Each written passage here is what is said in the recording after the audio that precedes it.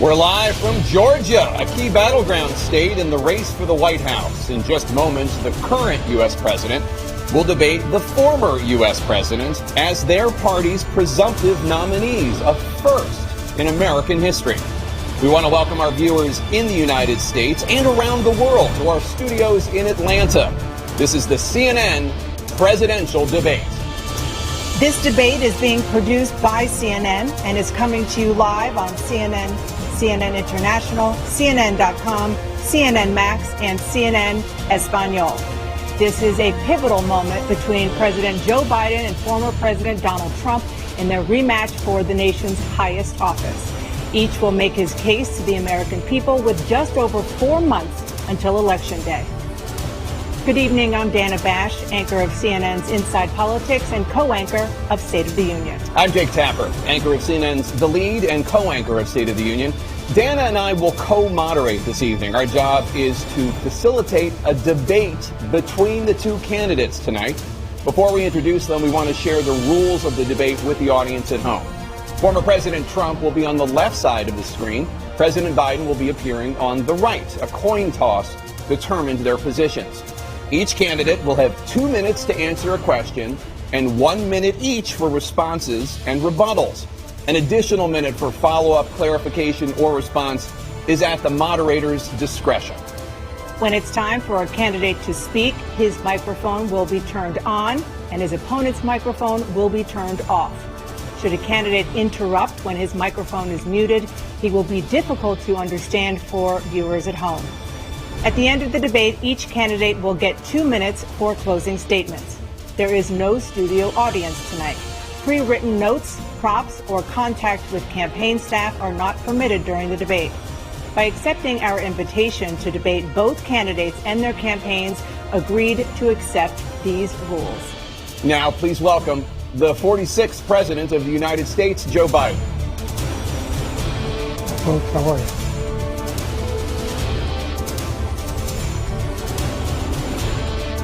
Great to be here. Thank you. And please welcome the 45th President of the United States, Donald Trump.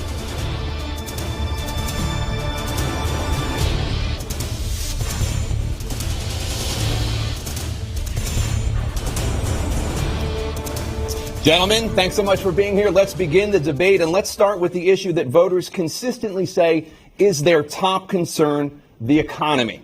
President Biden, inflation has slowed, but prices remain high. Since you took office, the price of essentials has increased. For example, a basket of groceries that cost $100 then now costs more than $120. And typical home prices have jumped more than 30%. What do you say to voters who feel they are worse off under your presidency than they were under President Trump? We got to take a look at what I was left when I became president, what Mr. Trump left me. We had an economy that was in free fall. The pandemic was so badly handled. Many people were dying. All he said was, it's not that serious. Just inject a little bleach into your arm. You'll be all right. The economy collapsed. There were no jobs. Unemployment rate rose to 15%. It was terrible. And so what we had to do is try to put things back together again. And that's exactly what we began to do. We created 15,000 new jobs. We brought out a position where we have 800,000 new manufacturing jobs. But there's more to be done. There's more to be done. Working class people are still in trouble. I come from Scranton, Pennsylvania. I come of a household where the kitchen table, if the things weren't able to be met during the month, it was a problem. The price of eggs, the price of gas, the price of housing, the price of a whole range of things. That's why I'm working so hard to make sure I deal with those problems. And we're going to make sure that we reduce the price of housing. We're going to make sure we build 2 million new units. We're going to make sure we cap rents so corporate greed can't take over. The combination, what I was left with in corporate greed, is the reason why we're in this problem right now. In addition to that, we're in a situation where if you take a look at all that was done in his administration, he didn't do much at all. By the time he left, there were things that were in chaos, literally chaos. And so we put things back together. We created, I said, those jobs. We make sure we had a situation where we brought down the price of prescription drugs, which is amazing, to $15 for a insulin, which is $400. No senior has to pay more than $200 for any drug, all the drugs they can include beginning next year.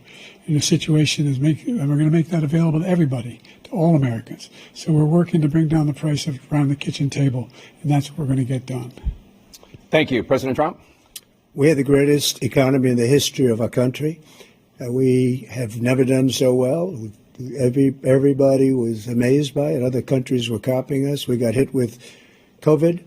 And when we did, we spent the money necessary so we wouldn't end up in a Great Depression, the likes of which we had in 1929. By the time we finished, so we did a great job. We got a lot of credit for the economy, a lot of credit for the military, and no wars and so many other things. Everything was rocking good. But the thing we never got the credit for, and we should have, is getting us out of that COVID mess. He created mandates that was a disaster for our country. But other than that, we had given them back a country where the stock market actually was higher than pre-COVID, and nobody thought that was even possible. The only jobs he created are for illegal immigrants and bounce-back jobs, a bounce-back from the COVID. He has not done a good job. He's done a poor job, and inflation's killing our country. It is absolutely killing us. Thank you. President Biden? Well, look, the greatest economy in the world, he's the only one who thinks that, I think. I don't know anybody else who thinks he had the greatest economy in the world. And, the fact of the matter is that we found ourselves in a situation where his economy, he rewarded the wealthy. He had the largest tax cut in American history, $2 trillion. He raised a deficit larger than any president has in any one term. He's the only president other than Herbert Hoover who's lost more jobs than he had when he began, since Herbert Hoover. The idea that he did something that was significant. And the military, when he was president, they were still killing people in Afghanistan. He didn't do anything about that. When he was president, we were still finding ourselves in a position where you had a notion that we were this safe country. The truth is, I'm the only president this century that doesn't have this decade, that doesn't have any troops dying anywhere in the world like he did. President Trump, I want to follow up if I can. Am I allowed to respond to him? Well, I'm going to ask you a follow-up. You can do whatever you want with the minute that we give you. I want to follow up. You want to impose a 10% tariff on all goods coming into the U.S. How will you ensure that that doesn't drive prices even higher? It's not going to drive them higher. It's just going to cost countries that have been ripping us off for years, like China and many others, in all fairness to China. It's going to just force them to pay us a lot of money, reduce our deficit tremendously, and give us a lot of power for other things. But he made a statement. The only thing he was right about is I gave you the largest tax cut in history. I also gave you the largest rate in history. That's why we had all the jobs. And the jobs went down and then they bounced back, and he's taking credit for bounce back jobs. You can't do that. He also said he inherited 9% inflation. Now, he inherited almost no inflation, and it stayed that way for 14 months. And then it blew up under his leadership because they spent money like a bunch of people that didn't know what they were doing, and they don't know what they were doing. It was probably the worst administration in history. There's never been. And as far as Afghanistan is concerned, I was getting out of Afghanistan, but we were getting out with dignity, with strength, with power. He got out. It was the most embarrassing day in the history of our country's life. President Trump,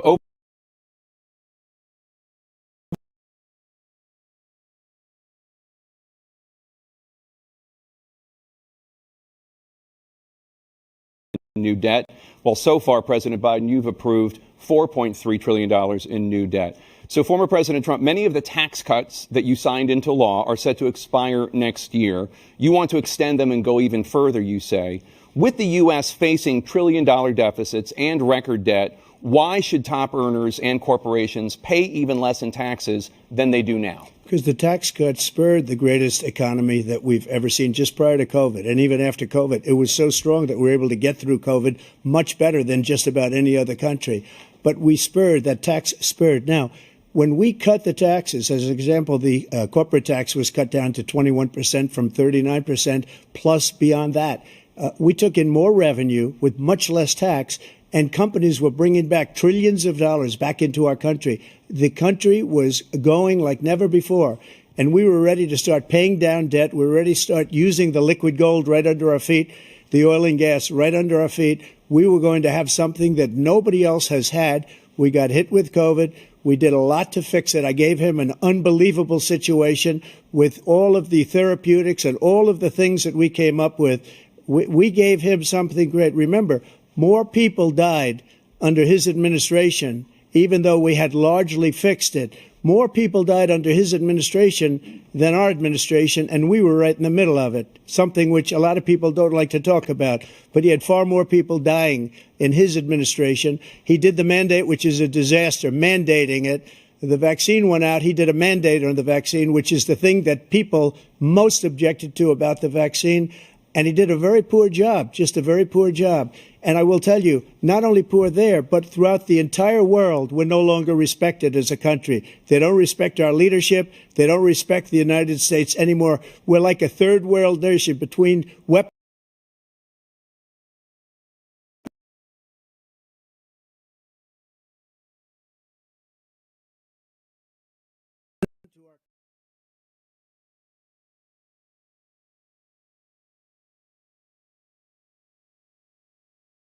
All of the things he's done, we've become like a third world nation, and it's a shame. The damage he's done to our country, and I'd love to ask him, and will, why he allowed millions of people to come in here from prisons, jails, and mental institutions to come into our country and destroy our country. President Trump, we will get to immigration later in this block. President Biden, I want to give you an opportunity to respond to this question about the national debt. He had the largest national debt of any president in a 4-year period, number one. Number two, that $2 trillion tax cut benefited the very wealthy. What I'm going to do is fix the tax system. For example, we have 1,000 billionaires in America. And what's happening? They're in a situation where they, in fact, pay 8.2% in taxes. If they just paid 24%, 25%, either one of those numbers, they'd raise $500 billion, I should say, in a 10-year period. We'd be able to wipe out his debt. We'd be able to help make sure that all those things we need to do, child care, elder care, making sure that we continue to strengthen our health care system, making sure that we're able to make every single solitary person eligible for what I've been able to do with the COVID, with dealing with everything we have to do with, look, if we finally beat Medicare. Thank you, President Biden. President Trump? Well, he's right. He did beat Medicare. He beat it to death, and he's destroying Medicare because all of these people are coming in. They're putting them on Medicare. They're putting them on Social Security. They're going to destroy Social Security. This man is going to single-handedly destroy Social Security. These millions and millions of people coming in, they're trying to put them on Social Security. He will wipe out Social Security. He will wipe out Medicare. So he was right in the way he finished that sentence. And it's a shame. What's happened to our country in the last 4 years is not to be believed. Foreign countries, I'm friends with a lot of people, they cannot believe what happened to the United States of America. We're no longer respected. They don't like us. We give them everything they want, and they think we're stupid. They think we're very stupid people. What we're doing for other countries, and they do nothing for us. What this man has done is absolutely criminal. Thank you, President Trump. Dana? This is the first presidential election since the Supreme Court overturned Roe v. Wade. This morning, the court ruled on yet another abortion case, temporarily allowing emergency abortions to continue in Idaho, despite that state's restrictive ban. Former President Trump, you take credit for the decision to overturn Roe v. Wade, which returned the issue of abortion to the states. Correct. However, the federal government still plays a role in whether or not women have access to abortion pills. They're used in about 2/3 of all abortions.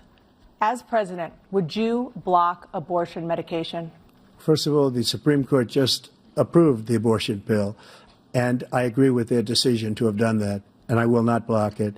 And if you look at this whole question that you're asking, complex but not really complex. 51 years ago, you had Roe v. Wade, and everybody wanted to get it back to the states. Everybody, without exception. Democrats, Republicans, liberals, conservatives.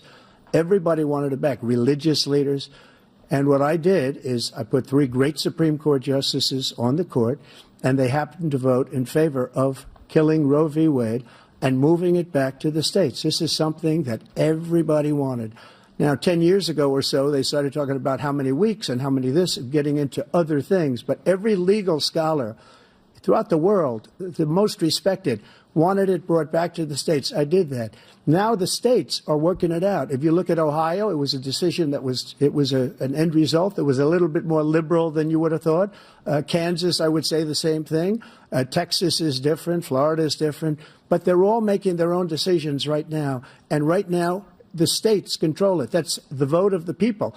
Like Ronald Reagan, I believe in the exceptions. I am a person that believes. And frankly, I think it's important to believe in the exceptions. Some people, you have to follow your heart. Some people don't believe in that.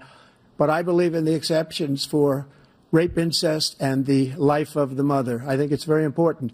Some people don't. Follow your heart. But you have to get elected also. And because that has to do with other things. You got to get elected.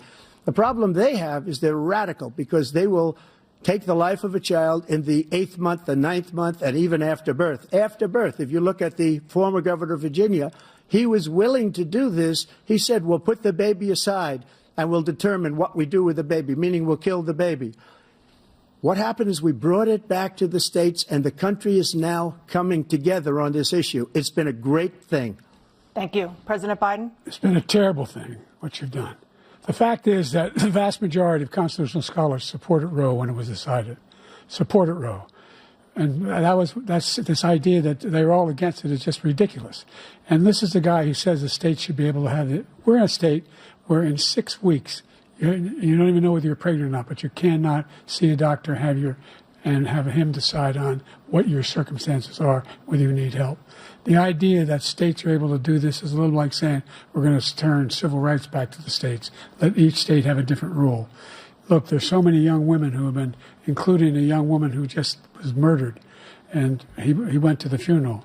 The idea that she was murdered by an immigrant coming in, they talk about that. But here's the deal. There's a lot of young women are being raped by their in-laws, by their spouses, brothers and sisters, it's just ridiculous, and they can do nothing about it. And they try to arrest them when they cross state lines. Thank you. There have been many young women murdered by the same people he allows to come across our border. We have a border that's the most dangerous place anywhere in the world, considered the most dangerous place anywhere in the world. And he opened it up, and these killers are coming into our country, and they are raping and killing women. And it's a terrible thing. As far as the abortion is concerned, it is now back with the states. The states are voting. In many cases, it's frankly a very liberal decision. In many cases, it's the opposite. But they're voting, and it's bringing it back to the vote of the people, which is what everybody wanted, including the founders, if they knew about this issue, which, frankly, they didn't. But they would have. Everybody wanted it brought back. Ronald Reagan wanted it brought back. He wasn't able to get it. Everybody wanted it brought back, and many presidents had tried to get it back. I was the one to do it. And again, this gives it the vote of the people, and that's where they wanted it. Every legal scholar wanted it that way. Staying on the topic of abortion, President Biden, 7 states, I'll let you do that. This is the same topic. 7 states have no legal restrictions on how far into a pregnancy a woman can obtain an abortion. Do you support any legal limits on how late a woman should be able to terminate a pregnancy? I supported Roe v. Wade, which had 3 trimesters. The first time is between the woman and the doctor. Second time is between the doctor and an extreme situation. The third time is between the doctor, between the woman and the state. The idea that the politicians, that the founders wanted the politicians to be the ones making decisions about women's health is ridiculous. That's the last. No politician should be making that decision. A doctor should be making those decisions. That's how it should be run. That's what you're going to do. And if I'm elected, I'm going to restore Roe v. Wade. So that means he can take the life of the baby in the 9th month and even after birth, because some states, Democrat run, take it after birth. Again, the former governor of Virginia, put the baby down, then we decide what to do with it. So he's willing to, as we say, rip the baby out of the womb in the 9th month and kill the baby. Nobody wants that to happen, Democrat or Republican. Nobody wants it to happen. You're lying. That is simply not true. The Roe v. Wade does not provide for that. That's not the circumstance. Only if a woman's life is in danger, she's going to die. That's the only circumstance in which that can happen. But we are not for late-term abortion, period. Period, period. Under Roe v. Wade, you have late-term abortion. You can do whatever you want, depending on the state. You can do whatever you want. We don't think that's a good thing. We think it's a radical thing. We think the Democrats are the radicals, not the Republicans. For 51 years, that was the law. 51 years, constitutional scholarship said it was the right way to go. 51 years, and it was taken away because this guy put very conservative members on the Supreme Court. He takes credit for taking it away. What's he going to do? What's he going to do, in fact, if the MAGA Republicans, he gets elected, and the MAGA Republicans control the Congress, and they pass a universal ban on abortion, period, across the board at 6 weeks or 7 or 8 or 10 weeks, something very, very conservative. Is he going to sign that bill? I'll veto it. He'll sign it. Thank you. Let's turn now to the issue of immigration and border security. President Biden, a record number of migrants have illegally crossed the southern border on your watch. Overwhelming border states and overburdening cities such as New York and Chicago, and in some cases causing real safety and security concerns. Given that, why should voters trust you to solve this crisis? Because we worked very hard to get a bipartisan agreement that not only changed all of that, it made sure that we are in a situation where you had no circumstance where they could come across the border with the number of border police there are now. We significantly increased the number of asylum officers. By the way, the Border Patrol endorsed my position. In addition to that, we found ourselves in a situation where when he was president, he was separating babies from their mothers, putting them in cages, making sure the families were separated. That's not the right way to go. What I've done since I've changed the law, what's happened? I've changed it in a way that now you're in a situation where there are 40% fewer people coming across the border illegally. That's better than when he left office. And I'm going to continue to move until we get the total ban on the total initiative relative to what we're going to do with more Border Patrol and more asylum officers. President Trump? I really don't know what he said at the end of that sentence. I don't think he knows what he said either. Look, we had the safest border in the history of our country. The border, all he had to do was leave it. All he had to do was leave it. He decided to open up our border, open up our country to people that are from prisons, people that are from mental institutions, insane asylum, terrorists. We have the largest number of terrorists coming into our country right now, all terrorists, all over the world, not just in South America, all over the world. They come from the Middle East, everywhere. All over the world, they're pouring in.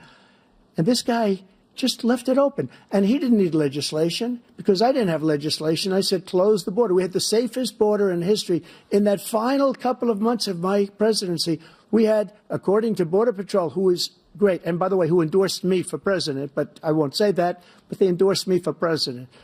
Brandon, just speak to him.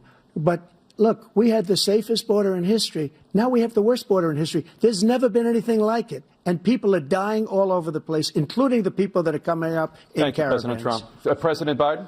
The only terrorist who's done anything crossing the border is one who came along and killed under his administration, killed an al-Qaeda person come in his administration, killed 3 American soldiers. That's the only terrorist that's there. I'm not saying that no terrorist ever got through, but the idea they're emptying their prisons, we're welcoming these people, that's simply not true. There's no data to support what he said. Once again, he's exaggerating, he's lying. President Trump, staying on the topic of immigration, you've said that you're going to carry out, quote, the largest domestic deportation operation in American history, unquote. Does that mean that you will deport every undocumented immigrant in America, including those who have jobs, including those whose spouses are citizens, and including those who have lived here for decades? And if so, how will you do it? Just 1 second. He said we killed 3 people. The people we killed are al-Baghdadi and Soleimani, the 2 greatest terrorists, biggest terrorists anywhere in the world, and it had a huge impact on everything, not just border, on everything. He's the one that killed people with the bad water, including hundreds of thousands of people dying, and also killing our citizens when they come in. We are living right now in a rat's nest. They're killing our people in New York, in California, in every state in the union, because we don't have borders anymore. Every state is now a border. And because of his ridiculous, insane, and very stupid policies, people are coming in and they're killing our citizens at a level that we've never seen. We call it migrant crime. I call it Biden migrant crime. They're killing our citizens at a level that we've never seen before. And you're reading it like these 3 incredible young girls over the last few days. One of them, I just spoke to the mother, and they just had the funeral for this girl, 12 years old. This is horrible what's taken place. What's taken place in our country, we're literally an uncivilized country now. He doesn't want it to be. He just doesn't know. He opened the borders. Nobody's ever seen anything like. And we have to get a lot of these people out, and we have to get them out fast because they're going to destroy our country. Just take a look at where they're living. They're living in luxury hotels in New York City and other places. Our veterans are on the street. They're dying because he doesn't care about our veterans. He doesn't care. He doesn't like the military at all, and he doesn't care about our veterans. Nobody been worse. I had the highest approval rating for veterans taking care of the VA. He has the worst. He's gotten rid of all the things that I approved, choice that I got through Congress, all of the different things I approved, they abandoned. We had by far the highest, and now it's down in less than half because he's done all these great things that we did. And I think he did it just because I approved it, which is crazy. But he has killed so many people at our border by allowing all of these people to come in. And it's a very sad day in America. President Biden, you have the mic. Every single thing he said is a lie. Every single one. For example, veterans are a hell of a lot better off since I passed the PACT Act. 1 million of them now have insurance, and their families have it. Their families have it because what happened, whether it was Agent Orange or burn pits, they're all being covered now. And his group opposed that. We're also in a situation where we have great respect for veterans. My son spent a year in Iraq, living right next to one of those burn pits, came back with stage 4 glioblastoma. I was recently in France for D-Day, and I spoke all about those heroes that died. I went to the World War I cemetery he refused to go to. He was standing with his 4-star general, and he told me, he said, I don't want to go in there because they're a bunch of losers and suckers. My son was not a loser, was not a sucker. You're the sucker. You're the loser. President Trump? First of all, that was a made-up quote, suckers and losers. They made it up. It was in a third-rate magazine that's failing, like many of these magazines. He made that up. He put it in commercials. We've notified him. We had 19 people that said I didn't say it. And think of this. Who would say I'm at a cemetery or I'm talking about our veterans? Because nobody's taken better care. I'm so glad this came up, and he brought it up. There's nobody that's taken better care of our soldiers than I have. To think that I would, in front of generals and others, say suckers and losers. We have 19 people that said it was never said by me. It was made up by him, just like Russia was made up, just like the 51 intelligence agents are made up, just like the new thing with the 16 economists are talking. It's the same thing. 51 intelligence agents said that the laptop was Russia disinformation. It wasn't. That came from his son, Hunter. It wasn't Russia disinformation. He made up the suckers and losers, so he should apologize to me right now. 4-star general standing to your side who was on your staff who said you said it, period. That's number one. And number two, the idea that I have to apologize to you for anything along the line. We've done more for veterans than any president has in American history. And they now are in their family. The only sacred obligation we have as a country is to care for our veterans when they come home and their families and equip them when they go to war. That's what we're doing. That's what the VA is doing now. They're doing more for veterans than ever before in our history. All right. Thank you so much. Let's move to the topic of foreign policy. I want to begin with Russia's war against Ukraine, which is now in its third year. Former President Trump, Russian President Vladimir Putin says he'll only end this war if Russia keeps the Ukrainian territory it has already claimed and Ukraine abandons its bid to join NATO. Are Putin's terms acceptable to you? First of all, our veterans and our soldiers can't stand this guy. They can't stand him. They think he's the worst commander-in-chief, if that's what you call him, that we've ever had. They can't stand him. So let's get that straight. And they like me more than just about any of them. And that's based on every single bit of information. As far as Russia and Ukraine, if we had a real president, the president that knew, that was respected by Putin, he would have never invaded Ukraine. A lot of people are dead right now, much more than people know. You know, they talk about numbers. You can double those numbers, maybe triple those numbers. He did nothing to stop it. In fact, I think he encouraged Russia from going in.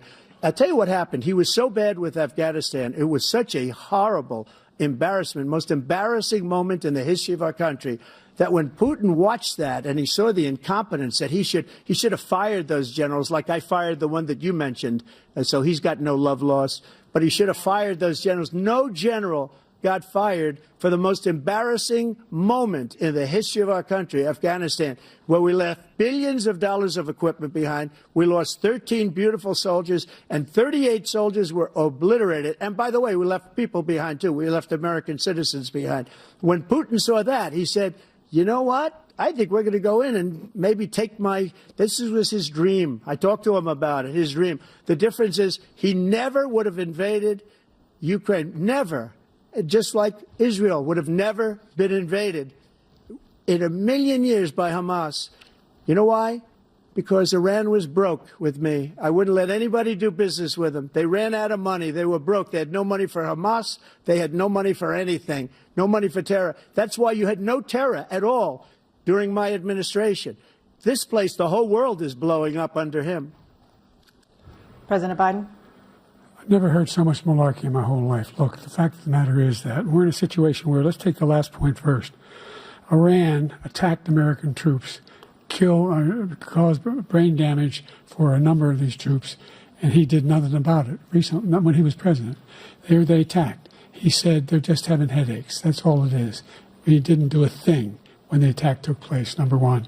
Number 2, we got over 100,000 Americans and others out of Afghanistan during that airlift. Number 3, we found ourselves in a situation where, if you take a look at what Trump did in Ukraine, this guy told Trump, do whatever you want, and do whatever you want. And that's exactly what Trump did to Putin, encourage him, do whatever you want. And he went in. And listen to what he said when he went in. He was going to take Kyiv in 5 days, remember? Because it's part of the old Soviet Union. That's what he wanted to reestablish, Kyiv. And he, in fact, didn't do it at all. He wasn't able to get it done. And they've lost thousands and thousands of troops, 500,000 troops. President Trump, I never come back said to that. You for 1 minute. I just want to go back to my original question, which is, are Putin's terms acceptable to you? Keeping the territory in Ukraine? No, they're not acceptable. But look, this is a war that never should have started. If we had a leader in this war, he led everybody along. He's given $200 billion now or more to Ukraine. He's given $200 billion. That's a lot of money. I don't think there's ever been anything like it. Every time that Zelensky comes to this country, he walks away with $60 billion. He's the greatest salesman ever. And I'm not knocking him. I'm not knocking anything. I'm only saying the money that we're spending on this war, and we shouldn't be spending, it should have never happened. I will have that war settled between Putin and Zelensky as president-elect before I take office on January 20th. I'll have that war settled. People being killed so needlessly, so stupidly, and I will get it settled, and I'll get it settled fast before I take office. President Biden, you have a minute. The fact is that Putin is a war criminal. He's killed thousands and thousands of people. And he has made one thing clear. He wants to reestablish what was part of the Soviet Empire, not just a piece. He wants all of Ukraine. That's what he wants. And then do you think he'll stop there? Do you think he'll stop when if he takes Ukraine? What do you think happens to Poland? What do you think of Belarus? What do you think happens to those NATO countries? And so if you want a war, you ought to find out what he's going to do, because if in fact he does what he says and walks away, and by the way, all that money we give Ukraine are from weapons we make here in the United States. We give them the weapons, not the money at this point. And our NATO allies have produced as much funding for Ukraine as we have. That's why we're strong. Thank you. Moving on to the Middle East. In October, Hamas attacked Israel, killing more than 1,000 people and taking hundreds of hostages. Among those held and thought to still be alive are 5 Americans. Israel's response has killed thousands of Palestinians and created a humanitarian crisis in Gaza. President Biden, you've put forward a proposal to resolve this conflict, but so far Hamas has not released the remaining hostages, and Israel is continuing its military offensive in Gaza. So what additional leverage will you use to get Hamas and Israel to end the war? You have 2 minutes. Number one, everyone from the United Nations Security Council straight through to the G7 to the Israelis and Netanyahu himself have endorsed the plan I put forward. Which has 3 stages to it. The first stage is trade the hostages for a ceasefire. Second phase is a ceasefire with additional conditions. The third phase is the end of the war. The only one who wants the war to continue is Hamas, number one. They're the only ones standing out. We're still pushing hard to get them to accept. In the meantime, what's happened? In Israel, we're finding that the only thing I've denied Israel was 2,000-pound bombs. They don't work very well in populated areas. They kill a lot of innocent people. We're providing Israel with all the weapons they need and when they need them.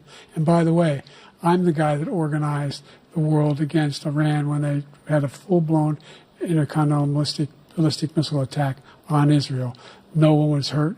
No one Israeli was accidentally killed, and it just stopped. We saved Israel. We are the biggest producer of support for Israel of anyone in the world.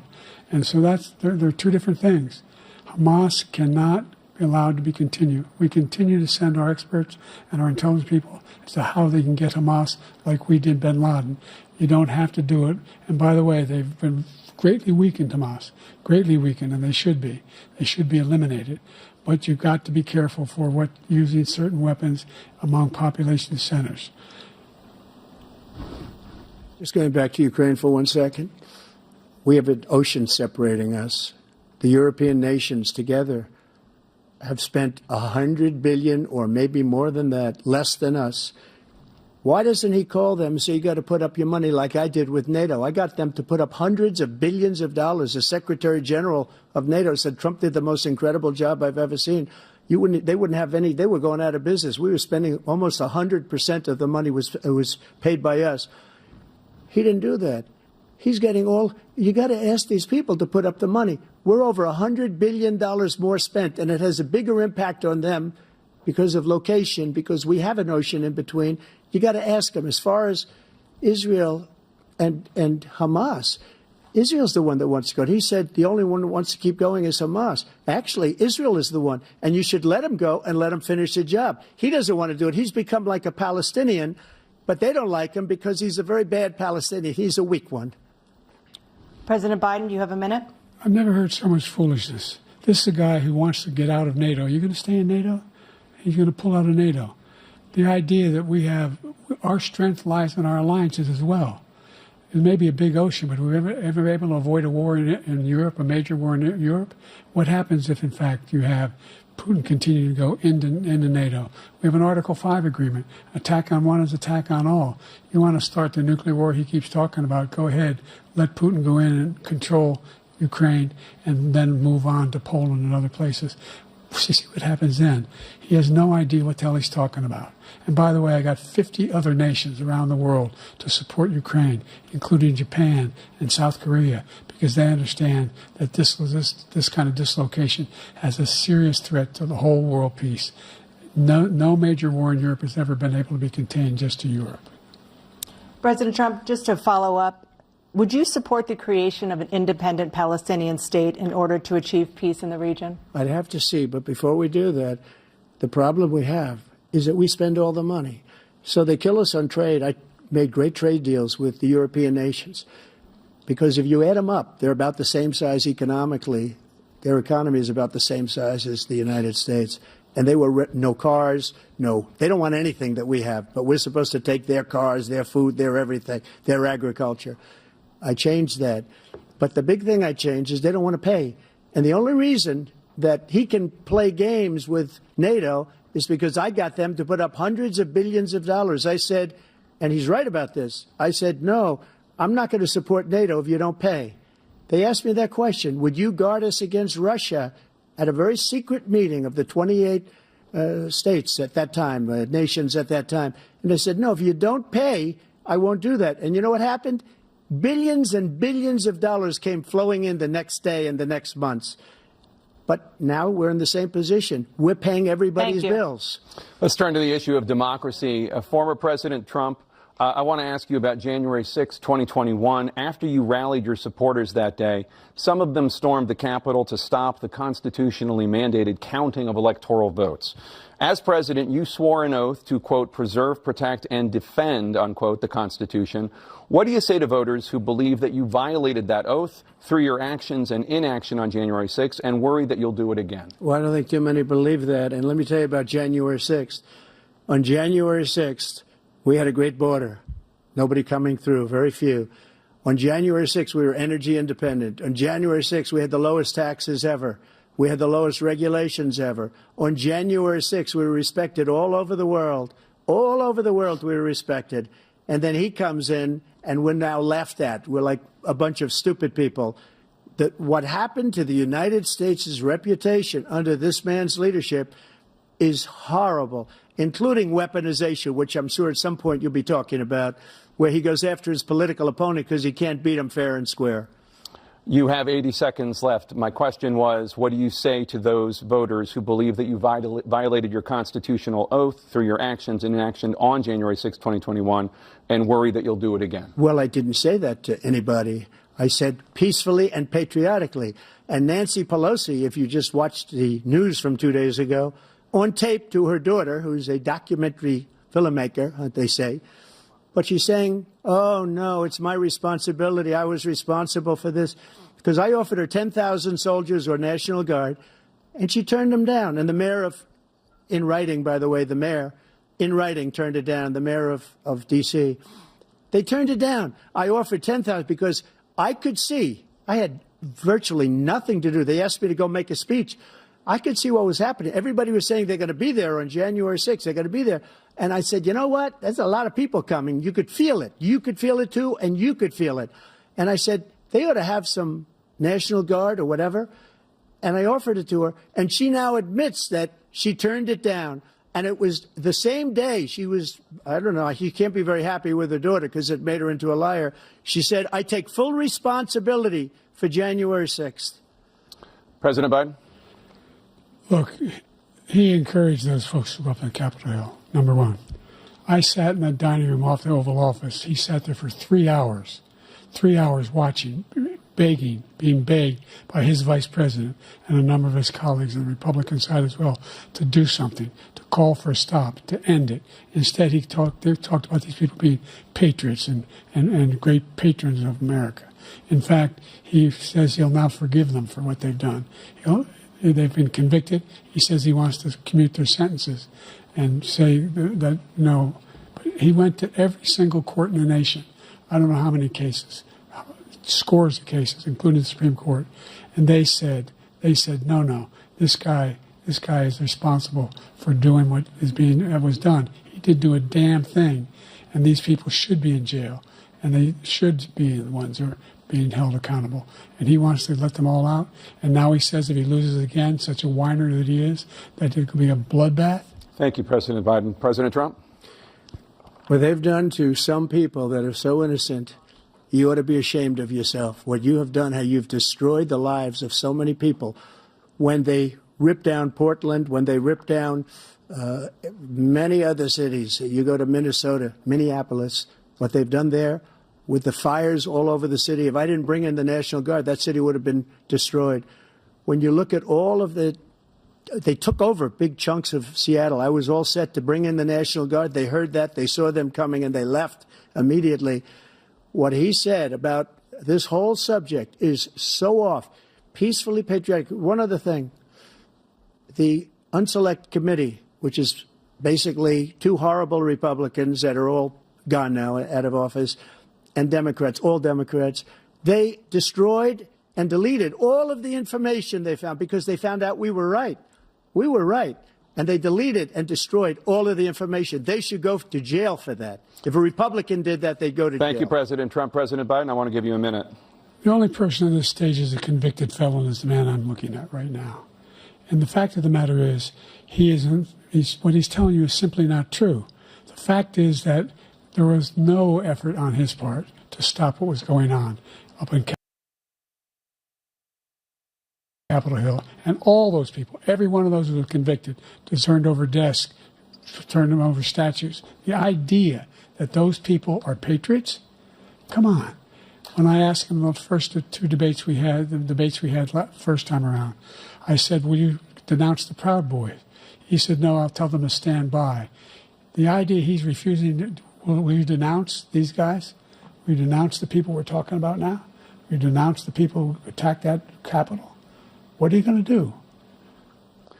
I'm going to give you a minute, President Trump, for a follow-up question I have. After a jury convicted you of 34 felonies last month, you said if reelected, you would, quote, have every right to go after, unquote, your political opponents. You just talked about members of the Select Committee on January 6th going to jail. Your main political opponent is standing on stage with you tonight. Can you clarify exactly what it means about you feeling you have every right to go after your political opponents? Well, I said my retribution is going to be success. We're going to make this country successful again, because right now it's a failing nation. My retribution is going to be success. But when he talks about a convicted felon, his son is a convicted felon at a very high level. His son is convicted, going to be convicted probably numerous other times. Should have been convicted before, but his Justice Department let the statute of limitations lapse on the most important things. But he could be a convicted felon as soon as he gets out of office. Joe could be a convicted felon with all of the things that he's done. He's done horrible things. All of the death caused at the border, telling the Ukrainian people that we're going to want $1 billion or you change the prosecutor. Otherwise, you're not getting $1 billion. If I ever said that, that's quid pro quo. That we're not going to do anything. We're not going to give you $1 billion unless you change your prosecutor having to do with the son. This man is a criminal. This man, you're lucky. You're lucky. I did nothing wrong. We'd have a system that was rigged and disgusting. I did nothing wrong. Thank you, President Trump. President Biden, you have said, I'm coming right to you, sir. You want to respond? Go ahead. I'll give you a minute to respond. The idea that I did anything wrong relative to what you're talking about is outrageous. It's simply a lie, number one. Number two, the idea that you have a right to seek retribution against any American just because you're president is wrong. It's simply wrong. No president's ever spoken like that before. No president in our history has spoken like that before. Number three, the crimes that you are still charged with, and think of all the civil penalties you have. How many billions of dollars do you owe in civil penalties for molesting a woman in public, for doing a whole range of things, of having sex with a porn star on the night while your wife was pregnant? I mean, what are you talking about? You have the morals of an alley cat. Give you a minute, sir. I didn't have sex with a porn star, number one. Number two, that was a case that was started and moved. They moved a high-ranking official, a DOJ, into the Manhattan DA's office to start that case. That case is going to be appealed and won. We had a very terrible judge, a horrible judge, Democrat. The prosecutor were all high-ranking Democrats, appointed people, and both the civil and the criminal. He basically went after his political opponent because he thought it was going to damage me. But when the public found out about these cases, because they understand it better than he does, he has no idea what these cases are. But when they found out about these cases, you know what they did? My poll numbers went up, way up. You know that because you're reporting it. And we took in more money in the last 2 weeks than we've ever taken in the history of any campaign. I don't think any campaign has ever taken. Hundreds of millions of dollars came pouring in because the public knows it's a scam, and it's a guy that's after his political opponent because he can't win fair and square. Thank you, President Trump. President Biden, you have said, quote, Donald Trump and his MAGA Republicans are determined to destroy American democracy. Do you believe that the tens of millions of Americans who are likely to vote for President Trump will be voting against American democracy? The more they know about what he's done, yes. The more they know about what he's done. And there's a lot more coming. He's got a lot of cases down the road coming around. He's got a whole range of issues he has to face. I don't know what the juries will do, but I do know he has a real problem. And so the fact that, could you ever think you heard any president say that I'm going to seek retribution? Do you ever hear any president say that I thought Hitler had some good ideas? What got me involved to run in the first place after my son had died, I decided in Iraq, because of Iraq, I said I wasn't going to run again until I saw what happened in Charlottesville, Virginia. People coming out of the woods carrying swastikas on torches, and singing the same anti-Semitic bile they sang when back in Germany. And the young woman got killed. I spoke to the mother, and they asked him. They said, "What do you think of those people? The ones who got killed, the one who tried to stop it, and the ones," he said, "I think they're fine people on both sides." What American president would ever say, Nazis coming out of fields carrying torches, singing the same anti-Semitic bile, carrying swastikas, were fine people. And this is a guy who says Hitler's done some good things. I'd like to know what they are. The good things Hitler's done, that's what he said. This guy has no sense of American democracy. President Trump. Jake, both of you know that story has been totally wiped out because when you see the sentence, it said 100% exoneration on that story. He just keeps it going. He says he ran because of Charlottesville. He didn't run because of Charlottesville. He ran because it was his last chance. He's not equipped to be president. You know it, and I know it. It's ridiculous. We have a debate. We're trying to justify his presidency.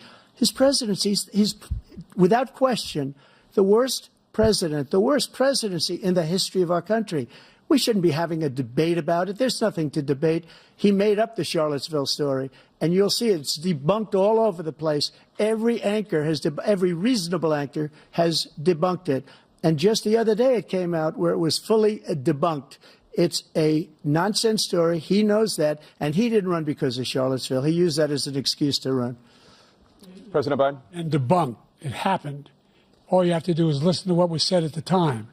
And the idea that somehow that's the only reason I ran because I was worried a guy like this guy could get elected. If he thought they were good people coming out of that forest, carrying those woods, carrying those torches, then he didn't deserve to be president. Didn't deserve to be president at all. And the idea that he's talking about all this being fabricated, we saw with our own eyes. We saw what happened on January 6th. We saw the people breaking through the windows.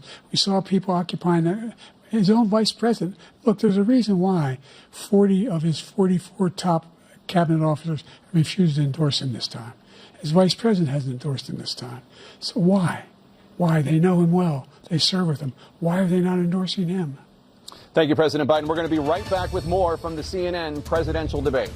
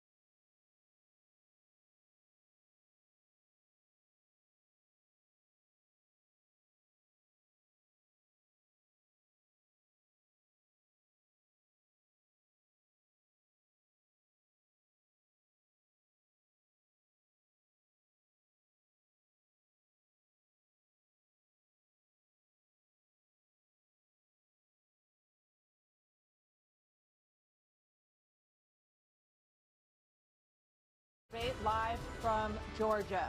Let's talk about persistent challenges you both faced in your first terms and you'd certainly face again in a second term. President Biden, while black unemployment dropped to a record low under your presidency, black families still earn far less than white families. Black mothers are still 3 times more likely to die from pregnancy-related causes, and black Americans are imprisoned at 5 times the rate of white Americans. What do you say to black voters who are disappointed that you haven't made more progress? They acknowledge they made a lot of progress, number one. The fact of the matter is there's more small black businesses that have been started than any time in history. Number two, the wages of black unemployment is the lowest level it's been in a long, long time.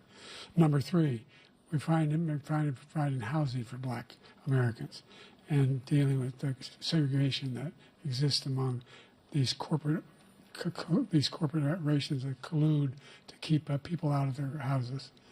And in addition to that, we find that the impact on the choice that black families have to make relative to child care is incredibly difficult. When we did the first major piece of legislation in the past, I was able to reduce black child care costs. I cut them in half. We got to make sure we provide for child care costs. We got to make sure, because when you provide those child care protections, you increase economic growth because more people can be in the job market. So there's more to be done, considerably more to be done. But we've done a great deal so far, and I'm not letting up, and they know it. You have 49 seconds left. What do you say to black voters who are disappointed with the progress so far? I say I don't blame them for being disappointed. Inflation is still hurting them badly. For example, I provided for the idea that any black family, first-time home buyer, should get a $10,000 tax credit to be able to buy their first home so they can get started.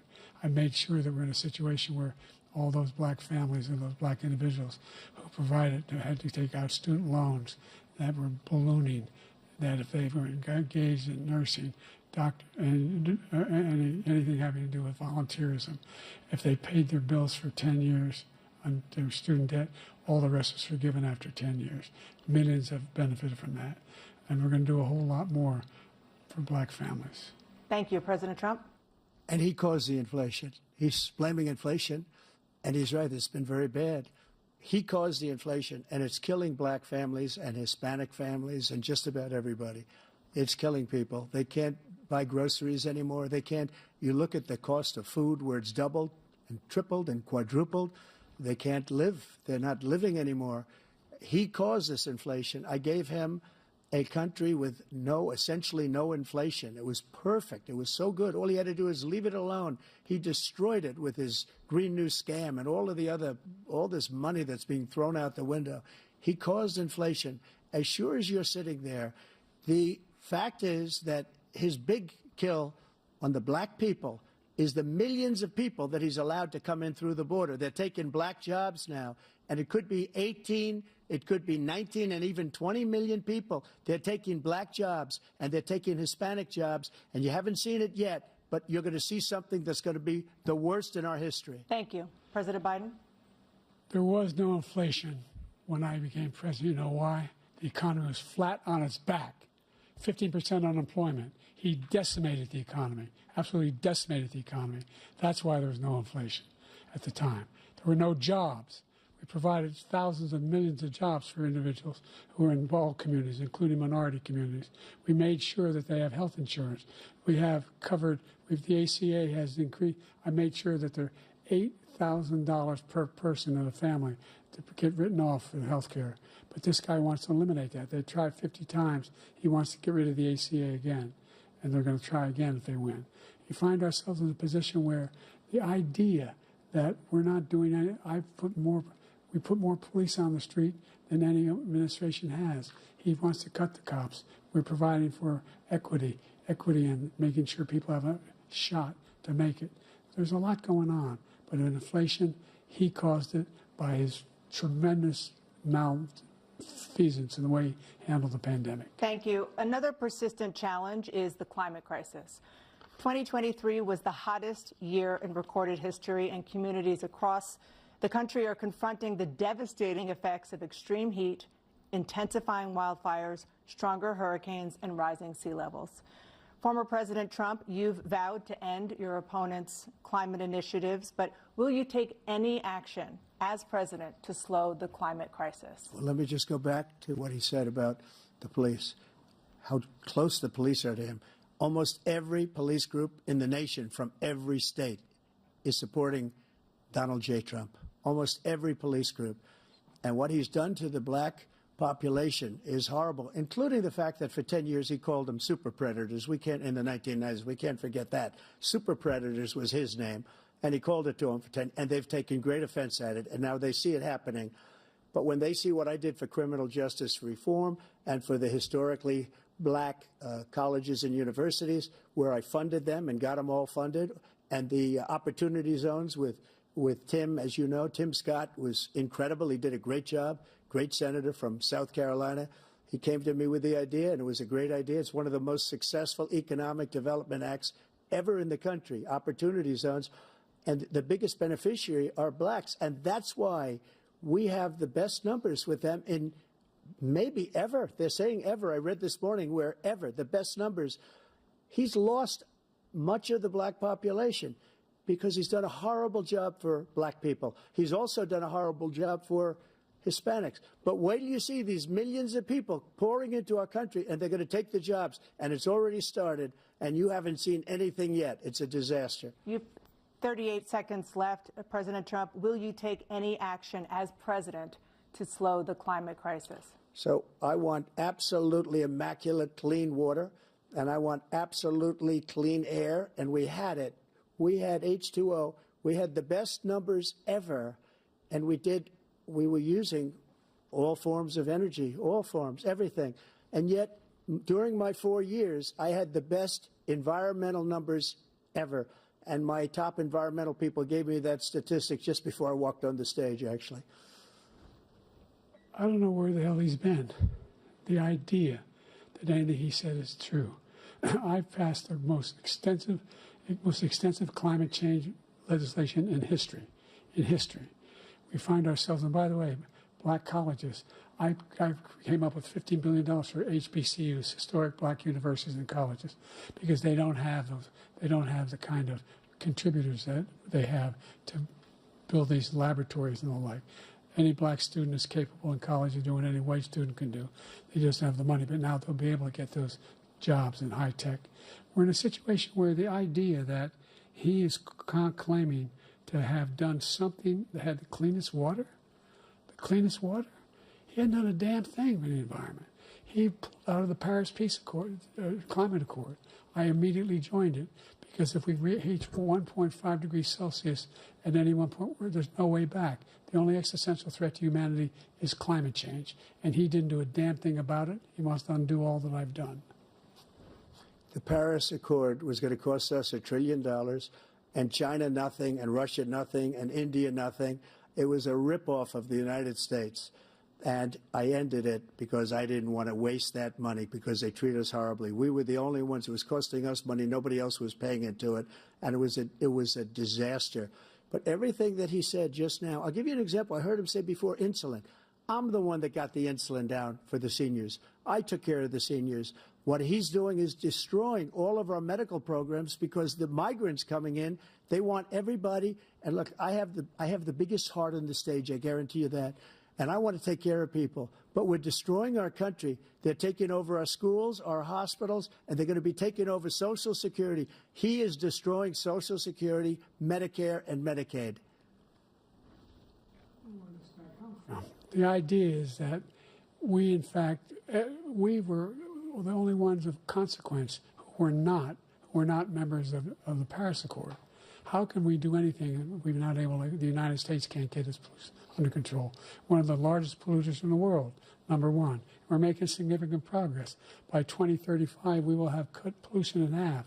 We have made significant progress, and we're continuing to make progress. We set up a climate corps for thousands of young people will learn how to deal with climate, just like the Peace Corps. And we're moving in directions that are going to significantly change the elements of cause of pollution. But the idea that he claims that he has the biggest heart up here, and he's really concerned about pollution and about climate. I've not seen any indication of that.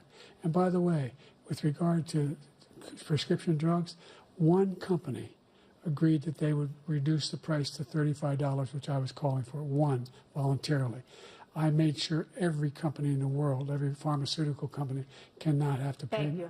And by the way, so every day, millions of Americans struggle just to make ends meet. For many older Americans, Social Security provides a critical lifeline.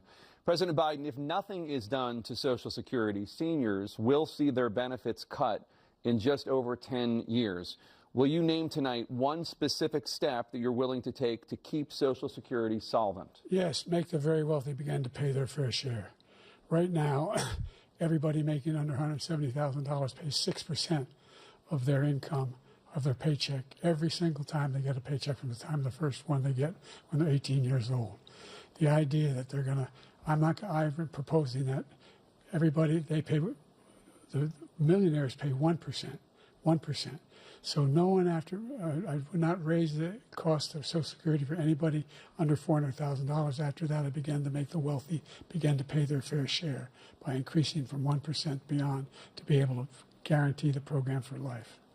So you still have 82 seconds left. Are there any other measures that you think that would be able to help keep Social Security solvent, or is that one enough? Well, no, that one enough will keep it solvent, but the biggest thing I'll do if we defeat this man, because he wants to get rid of Social Security. He thinks there's plenty to cut in Social Security. He's wanting to cut Social Security and Medicare, both times. And and if you look at the program put forward by the House Republican caucus that I believe supports, is in fact want to cut it as well. The idea that we don't need to protect our seniors is ridiculous. And by the way, the American public has greater health care coverage today than ever before. And on the ACA, as I said, you're in a circumstance where 400,000 people, 40 million people would not have insurance because they have a pre-existing condition. Only thing that allows them to have that insurance is the fact that they, in fact, are part of the ACA. And by the way, the other thing is, we're in a situation where I talk about education for black communities. I've raised the amount of money for Pell Grants by another $8,000. So anybody making under $70,000 a year is going to be able to get $15,000 toward their tuition. He just doesn't know what he's talking about. Thank you, President Biden. President Trump. So I've dealt with politicians all my life. I've been on this side of the equation for the last 8 years. I've never seen anybody lie like this guy. He lies. I've never seen it. He can look you in the face. About so many other things, too. And we mentioned the laptop. We mentioned Russia, Ukraine. Everything he does is a lie. It's misinformation and disinformation. The losers and suckers story that he made up is a total lie on the military. It's a disgrace. But Social Security, he's destroying it because millions of people are pouring into our country, and they're putting them onto Social Security. They're putting them onto Medicare, Medicaid. They're putting them in our hospitals. They're taking the place of our citizens. What they're doing to the VA, to our veterans, is unbelievable. Our veterans are living in the street, and these people are living in luxury hotels. He doesn't know what he's doing, and it's really coming back. I've never seen such anger in our country before. President Biden? The idea that veterans are not being taken care of, I told you before. And by the way, when I said suckers and losers, he acknowledged after that he fired that general.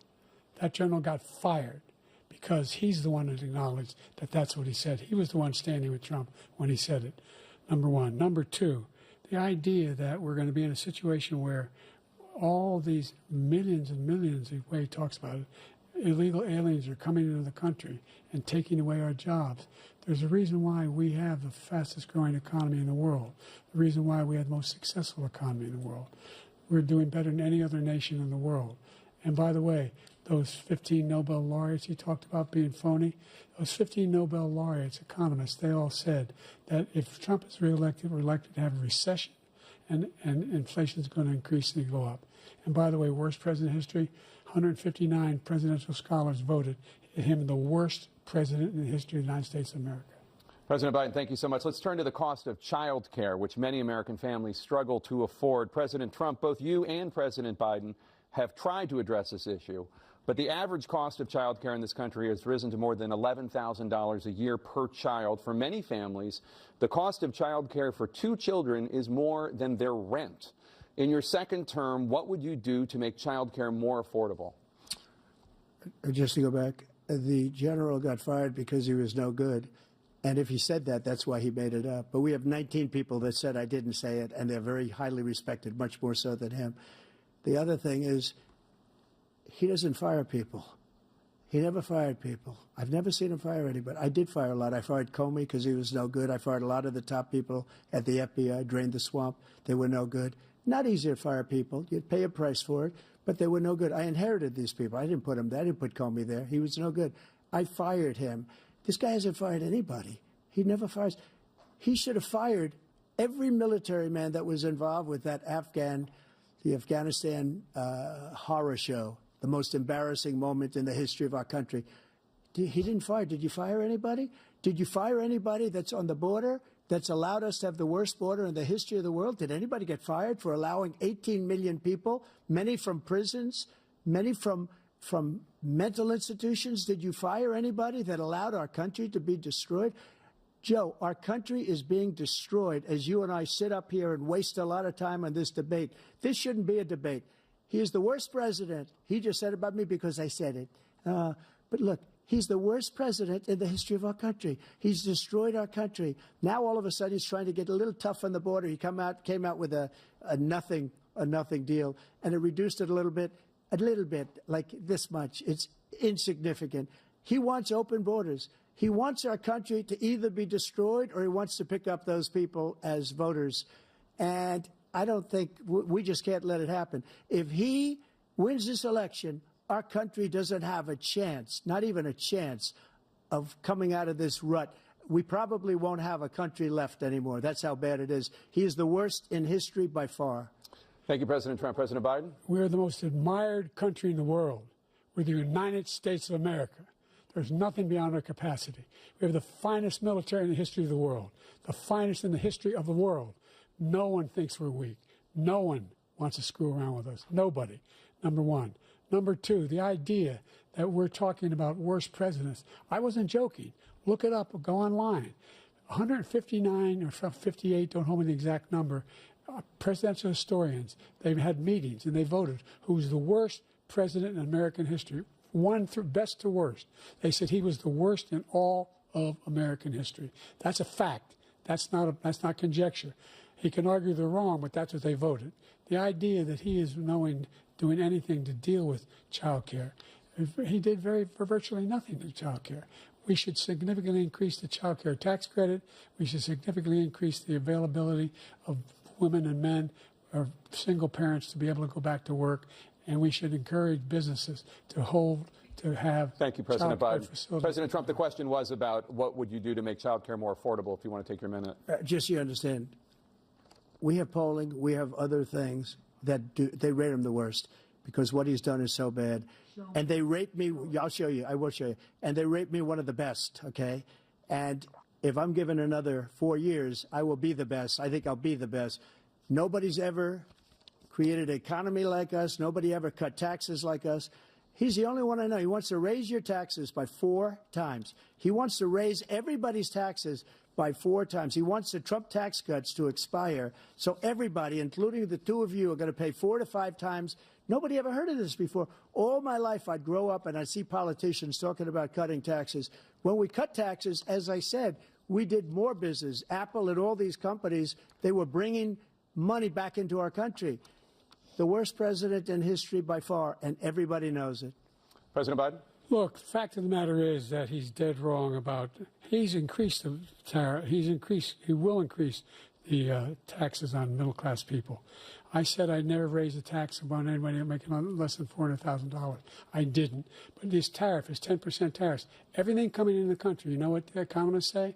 That's going to cost the average American $2,500 a year more because they're going to have to pay the difference in food and all the things that are very important. Number two, he's in a situation where he talks about how he has not raised, he somehow helped the middle class. middle class have been devastated by you. Now you want a new tax cut of $5 trillion over the next 10 years, which is going to fundamentally bankrupt the country. You had the largest deficit of any president in American history, number one. Number two, you have not, in fact, made any contact, any progress with China.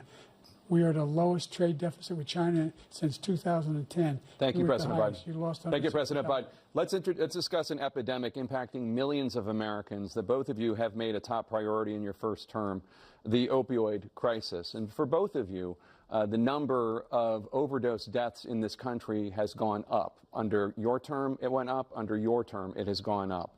Former President Trump, despite the efforts that both of you have made, more than 100,000 Americans are dying from overdoses every year, primarily from fentanyl and other opioids. What will you do to help Americans right now in the throes of addiction who are struggling to get the treatment they need? To finish up, we now have the largest deficit in the history of our country under this guy. We have the largest deficit with China. He gets paid by China. He's a Manchurian candidate. He gets money from China. So I think he's afraid to deal with them or something. But do you notice he never took out my tariffs because we bring in so much money with the tariffs that I imposed on China. He never took them away. He can't because it's too much money. It's tremendous. And we saved our steel industries, and there was more to come, but he hasn't done that. But he hasn't cut the tariffs because he can't, because it's too much money. But he's got the largest deficit in the history of our country, and he's got the worst situation with China. China's going to own us if you keep allowing them to do what they're doing to us as a country. They are killing us as a country, Joe, and you can't let that happen. You're destroying our country. So, President Trump, you have 67 seconds left. The question was, what are you going to do to help Americans in the throes of addiction right now who are struggling to get the treatment they need? Jake, we were doing very well at addiction until the COVID came along. We had the 2.5, almost 3 years of like nobody's ever had before, any country, in every way. And then we had to get tough. And it was the drugs pouring across the border it started to increase. We got great equipment. We bought the certain dog that's the most incredible thing that you've ever seen, the way they can spot it. We did a lot, and we were getting very low numbers, very, very low numbers. Then he came along. The numbers, have you seen the numbers now? It's not only the 18 million people that I believe is even low because the gotaways, they don't even talk about gotaways. But the numbers of the amount of drugs and human trafficking in women coming across our border, the worst thing I've ever seen, at numbers that nobody's ever seen under him because the border's so bad. But the number of drugs coming across our border now is the largest we've ever had by far.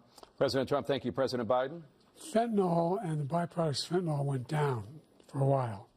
And I wanted to make sure we use the machinery that can detect fentanyl, these big machines that roll over everything that comes across the border. And it costs a lot of money. That was part of this deal we put together, this bipartisan deal. More fentanyl machines, more be able to detect drugs, more numbers of agents, more numbers of all the people at the border. And when we had that deal done, he called his Republican colleagues, said, "Don't do it. It's going to hurt me politically." No, he never argued it's not a good bill. It's a really good bill. We need those machines. We need those machines. And we're coming down very hard in every country in Asia in terms of precursors for fentanyl. And Mexico is working with us to make sure they don't have the technology to be able to put it together. That's what we have to do. We need those machines. Thank you, President Biden. President Trump, and again, the question is about Americans in the throes of addiction right now struggling to get the treatment they need. Well, this does pertain to it. He ended Remain in Mexico. He ended catch and release. I made it catch and release in Mexico, not catch and release here. We had so many things that we had done, hard negotiations with Mexico, and I got it all for nothing. It's just like when you have a hostage. We always pay $6 billion for a hostage. Every time we say it's a hostage. Now we have a hostage, a Wall Street Journal reporter, I think a good guy, and he's over there because Putin is laughing at this guy, probably asking for billions of dollars for the reporter. I will have him out very quickly as soon as I take office. Before I take office, I said by literally as soon as I win the election, I will have that reporter out. He should have had him out a long time ago, but Putin's probably asking for billions and billions of dollars because this guy pays it every time. We had two cases. We paid $6 billion for 5 people. I got 58 people out, and I paid essentially nothing. Thank you, President Trump. Dana? Let's turn to concerns that voters have about each of you. President Biden, you would be 86 at the end of your second term. How do you address concerns about your capability to handle the toughest job in the world well into your 80s? Well, first of all, I spent half my career being criticized being the youngest person in politics. I was the second youngest person ever elected to the United States Senate, and now I'm the oldest. This guy's 3 years younger and a lot less competent. I think that just look at the record. Look at what I've done. Look how I've turned around the horrible situation he left me.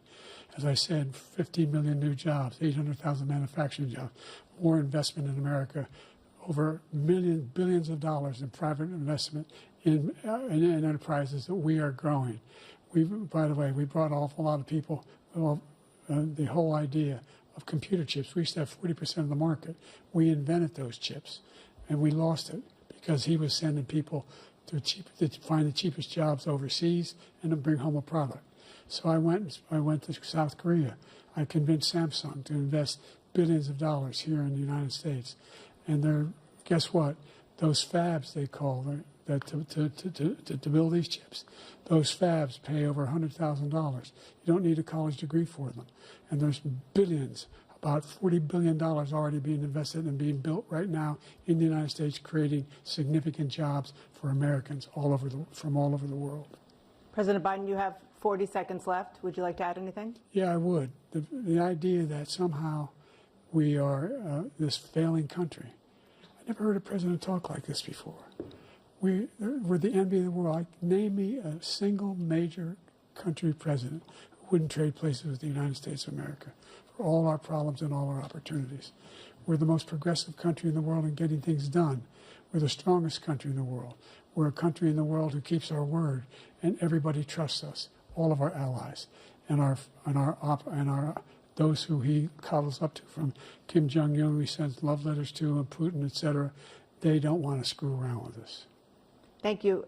Former President Trump, to follow up, you would be 82 at the end of your second term. What do you say to voters who have concerns about your capabilities to serve? Well, I took 2 tests, cognitive tests. I aced them, both of them, as you know. We made it public. He took none. I'd like to see him take one, just one, a real easy one. Like go through the first 5 questions. He couldn't do it. But I took 2 cognitive tests. I took physical exams every year. And, we knock on wood wherever we may have wood, that I'm in very good health. I just won 2 club championships, not even senior, 2 regular club championships. To do that, you have to be quite smart, and you have to be able to hit the ball a long way. And I do it. He doesn't do it. He can't hit a ball 50 yards. He challenged me to a golf match. He can't hit a ball 50 yards. I think I'm in very good shape. I feel that I'm as in good a shape as I was 25, 30 years ago. Actually, I'm probably a little bit lighter, but I'm in as good a shape as I was years ago. I feel very good. I feel the same. But I was willing to take a cognitive test. And you know what? If I didn't do well, I aced them. Dr. Ronnie Jackson, who's a great guy when he was White House doctor. And then I took another one, a similar one. And one of them said they've never seen anybody ace him. Thank you. President Biden? You can see he is 6'5" and only 223 pounds, or 235 pounds. You never said it was 6'4". Well, you said 6'4", 200. Well, anyway, anyway, just take a look at what he says he is and take a look at what he is. Look, I'd be happy to have a driving contest with him. I got my handicap, which when I was vice president, down to a 6. But by the way, I told you before, I'm happy to play golf if you carry your own bag. Think you can do it?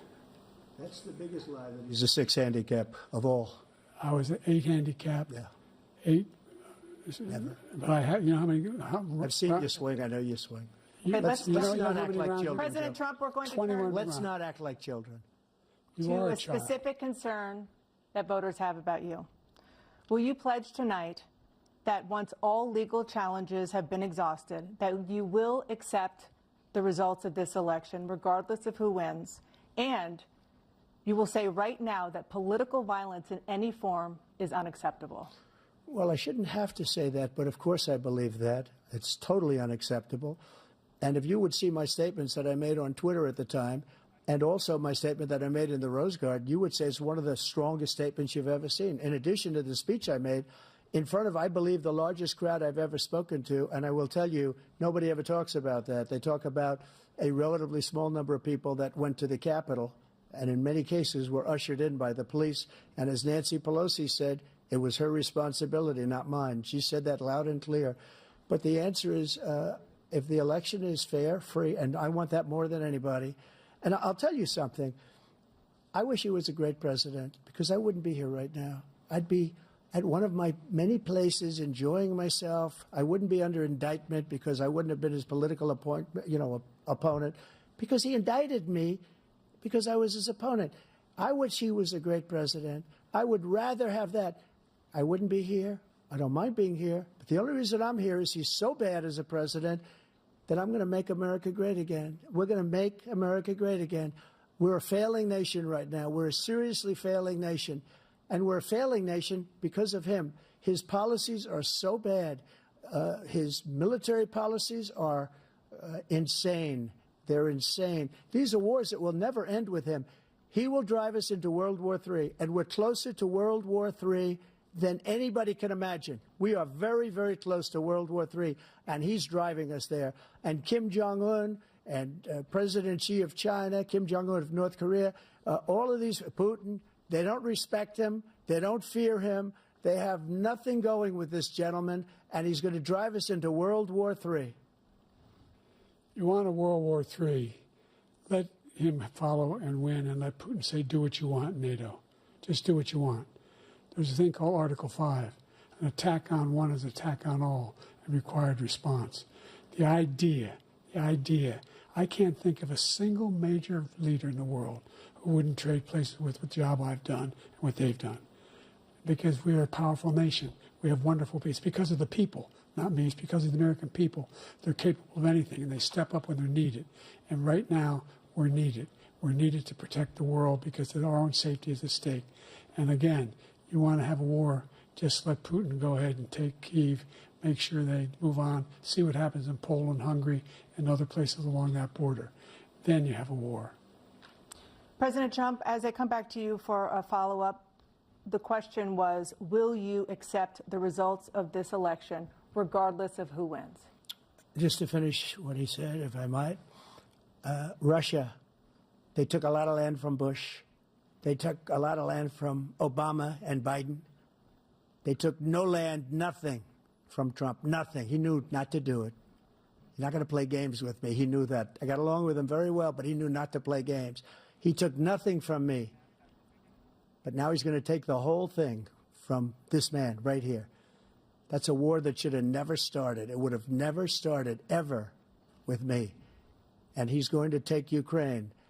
And, you asked me a question before, would you do this with? He's got us in such a bad position right now with Ukraine and Russia because Ukraine's not winning that war.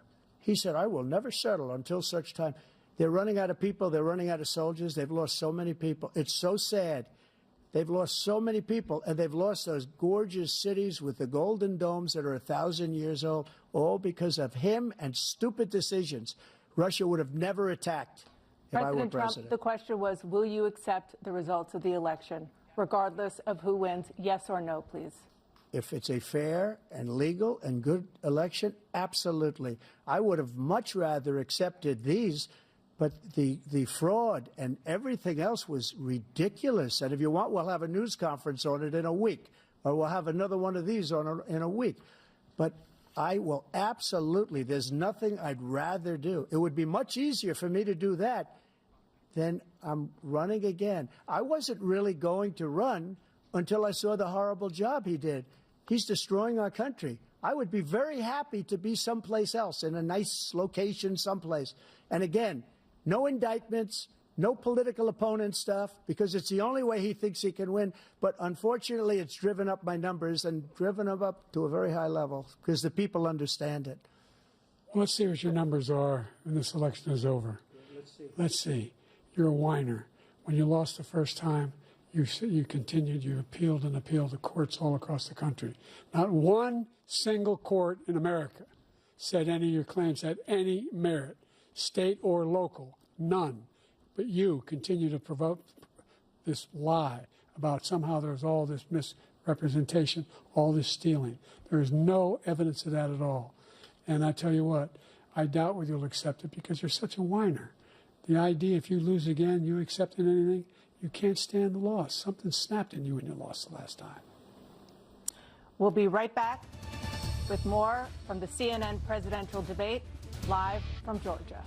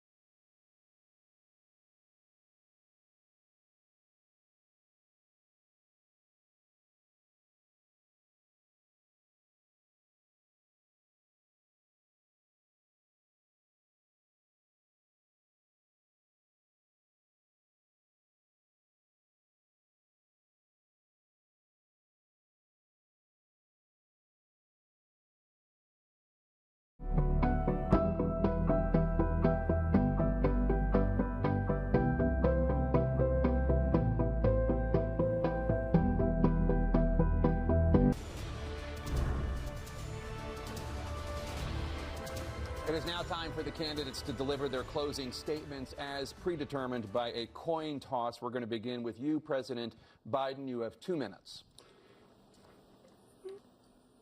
We've made significant progress from the debacle that was left by President Trump in his last term. We find ourselves in a situation where, number one, we have to make sure that we have a fair tax system. I ask anyone out there in the audience or anyone out watching this debate, do you think the tax system is fair? The fact is that I said nobody even making under $400,000 had a single penny increase in their taxes and will not. And if I'm reelected, that'll be the case again. But this guy has increased your taxes because of the deficit, number one. He's increased inflation because of the debacle he left after the way he handled the pandemic. And he finds himself in a position where he now wants to tax you more by putting a 10% tariff on everything that comes into the United States of America. What I did when, for example, he wants to get rid of the ability of Medicare